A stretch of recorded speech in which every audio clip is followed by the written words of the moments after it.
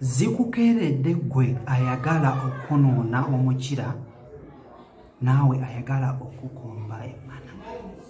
Gwe akikola oli mu buzibu bw'amaanyi nga bw'okiwulira kubanga ripooti efulumye olunaku olwaleero okuva mu basawo nga bafunye ripooti emala era kitegeeza abalwadde gye bali nga kiraga nti vayiraasi eyo ereeta cervical cancer ye vayiraasi y'emu ereeta throat cancer.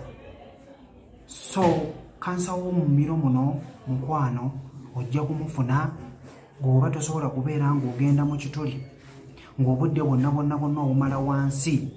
Mukwano abasawo bavuddeyo ne bakirambika era gezaako okubeera nga weegendereza. Kinyuma ng'omuntu akunoona omukira owulira ng'obulamu buzzeewo ne bw'oba olina stress zonna zivaawo naawe gwe bagwebba kuli wansi mukwano owulira nga buli kimu owulira kyekyo naye ndowooza obuzibu tubutegedde. Bwe tuba tubutegedde kitegeeza tojja kunnoona sijja kuwabba kuli okiraba so tujja kwongera okubeera nga tuyigira wamu ffenna. Ekyo ndowooza buli omu akiyize. So beerayo ng'okimanyi beerawo ng'okiyize.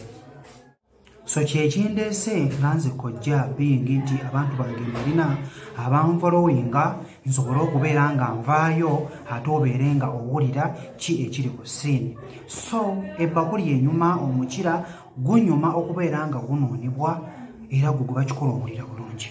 Naye ndowooza it's high time tukozese engalo zaffe zino era omuntu aba awulira obwomi abeera abuwulira. So mukube engalo bulungi nnyo.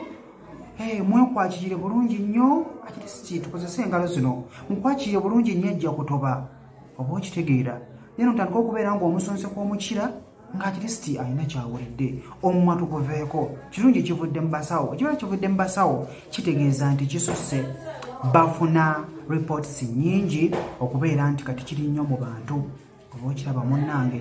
So twegendereze era twebeereremu.